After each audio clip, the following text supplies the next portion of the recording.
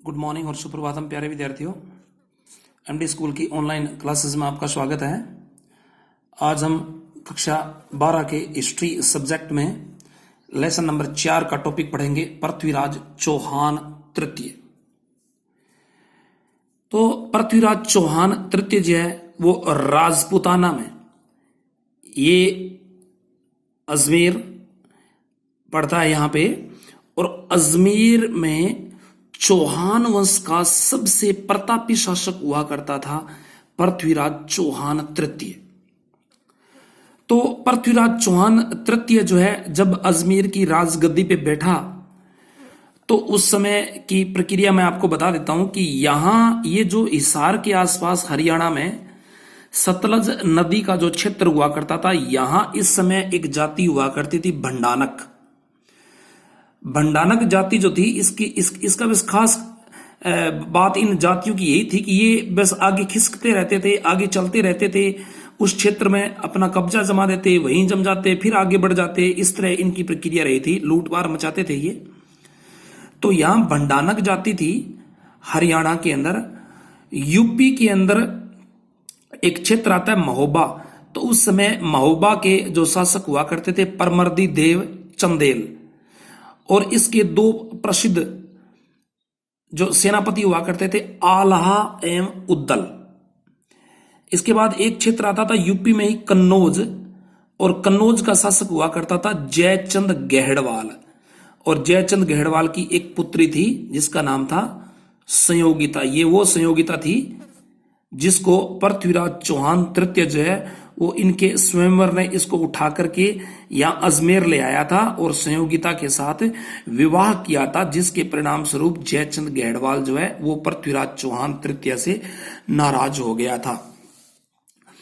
अब बात करते हैं अपने गुजरात की। ये यहां से ये जो क्षेत्र लगता है ये राजस्थान के सीमा रेखा के पास गुजरात का क्षेत्र लगता है। और गुजरात में इस समय जो चालुक्य वंश के शासक हुआ करते थे भीमदेव सेकंड, भीमदेव सेकंड के साथ भी इनकी विमर्श थी पृथ्वीराज चौहान तृतीय की, क्योंकि ये जो माउंट आबू है यहाँ की राजकुमारी हुआ करती थी इच्छिनी।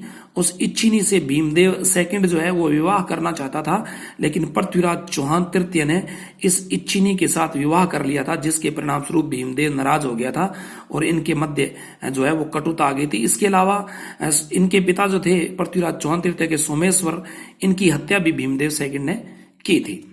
तो चलिए ये बात पूरी की पूरी आ जाती है कि यहां गुजरात का शासक, कन्नौज का शासक, महोबा का शासक, इधर भंडानक एक जाति थी।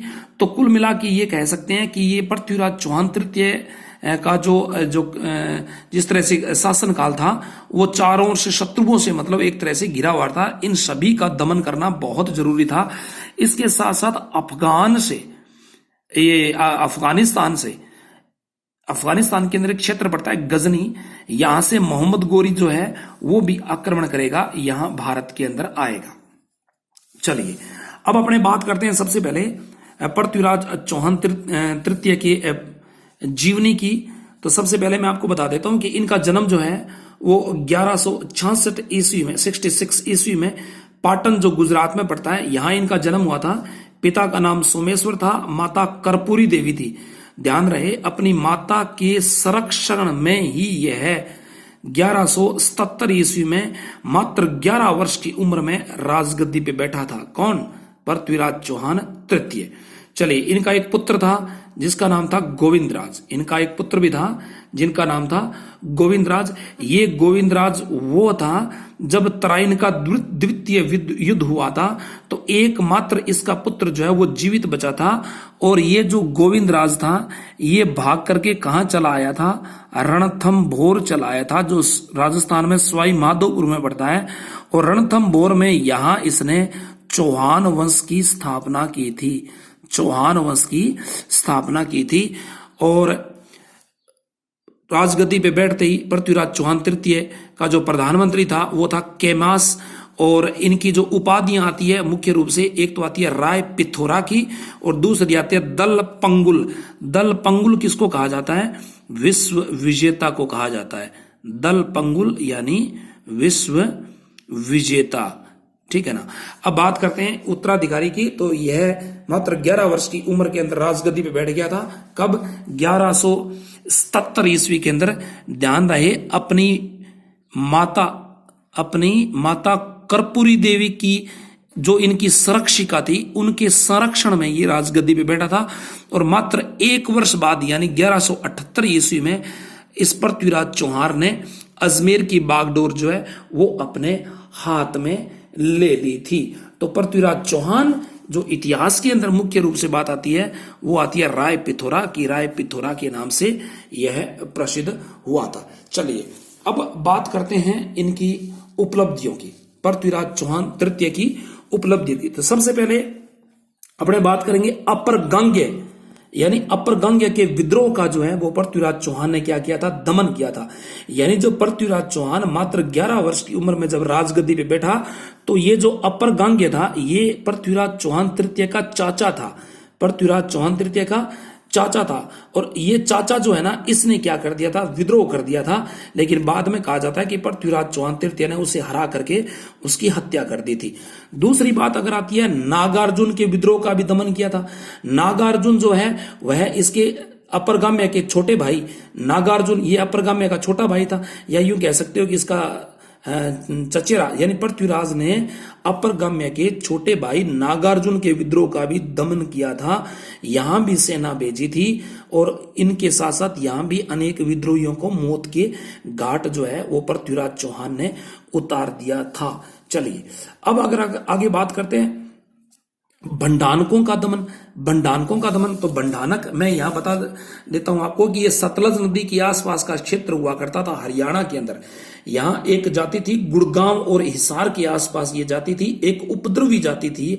इनको मतलब क्या है कि यहां से इसने खदेड़ दिया था और अपनी उत्तरी सीमा जो थी वो पृथ्वीराज चौहान तृतीय ने क्या कर ली थी? सुरक्षित कर ली थी। अच्छा, अब बात आती है भंडानकों के बाद अपने बात करते हैं चंदेलों की। चंदेलों की बात करते हैं, किसकी? चंदेलों की। तो मैं आपको बता देता हूं, यहां परमर्दी देव जो है महोबा नामक क्षेत्र का शासक हुआ करता था। चंदेल शासक परमर्दी देव। कहा जाता है कि किसी समय पृथ्वीराज चौहान तृतीय के सैनिक जो है वो दिल्ली गए हुए थे और दिल्ली में यहां कोई विद्रोह हो गया था। जब ये सैनिक वापस यहां अजमेर लौट रहे थे तो रास्ते में ये जो एक क्षेत्र आता है महोबा, इसके पास जो है तुमुल का युद्ध हुआ था 1182 ईस्वी में। इस तुमुल के युद्ध में मतलब क्या है कि बाद में पृथ्वीराज चौहान तृतीय ने परमर्दी देव को हराया था, लेकिन उन सैनिकों का परमर्दी देव ने कत्ल कर दिया था। तो जिसके परिणाम स्वरूप पृथ्वीराज चौहान तृतीय ने तुमुल के युद्ध के नाम से एक युद्ध हुआ था 1182 ईस्वी में, उसमें परमर्दी देव को जो है वो पराजित किया था। और इसमें परमर्दी देव के 2 सेनापति आल्हा और उद्दल जो है वो इस युद्ध के अंदर मारे गए थे। चलिए अब बात करते हैं, इसके बाद आती है चालुक्यों की। तो चालुक्य अपने यहां चर्चा कर चुके हैं। भीमदेव द्वितीय इस समय यहाँ का राजा हुआ करता था, सम्राट हुआ करता था, ठीक है ना। 1184 ईस्वी के आसपास 1184 ईस्वी के आसपास जो है इन चालुक्यों के साथ युद्ध हुआ था। और बाद में मतलब क्या है कि कहते हैं कि 1187 ईस्वी के आसपास इनके मध्य जो है वो एक संधि हो गई थी। 1187 ईस्वी के आसपास इनके मध्य संधि हो गई थी। तो कुल मिला के चालुक्य का जो संघर्ष था उसको भी समाप्त कर दिया था। अब बात आती है कि इनकी गहड़वाल की। तो ये गहड़वाल यानी कन्नौज जो यूपी में पड़ता है, यहाँ का सम्राट हुआ करता था जयचंद गहड़वाल। यहाँ का सम्राट हुआ करता था जयचंद गहड़वाल। तो पृथ्वीराज चौहान तृतीय ने इनकी पुत्री संयोगिता को उठा करके, बलपूर्वक उठा करके इनके साथ विवाह कर लिया था, जिसके परिणाम स्वरूप जयचंद गहड़वाल जो है वो क्या हुआ था? पृथ्वीराज चौहान तृतीय से नाराज हो गया था। और कहा जाता है कि मोहम्मद गोरी को भारत पर आक्रमण करने के लिए किसने उकसाया था? तो जयचंद गहड़वाल ही एक ऐसा सम्राट था जिसने गजनी के शासक मोहम्मद गोरी को यहां से उकसाया था और इस अजमेर क्षेत्र पर आक्रमण करने के लिए प्रेरित किया था, ठीक है ना, किसने? जयचंद गहड़वाल ने।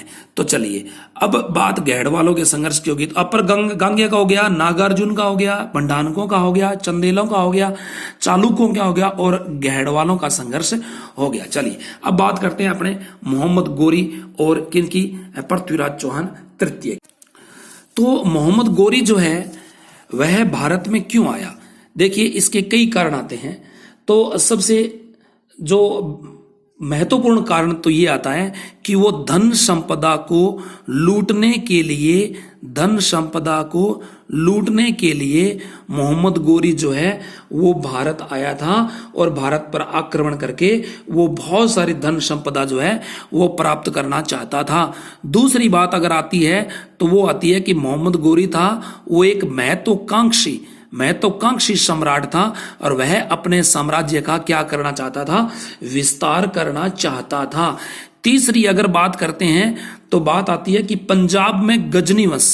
पंजाब के अंदर गजनी वंश और मुल्तान जो पाकिस्तान में पड़ता है, पंजाबी पाकिस्तान के अंदर था। कुछ हिस्सा जो है वो इंडिया वर्तमान में जहां पंजाब है वहां, और मुल्तान में एक वंश चलता था इस्माइलिया। तो इस इस्माइलिया वंश का भी वो क्या करना चाहता था?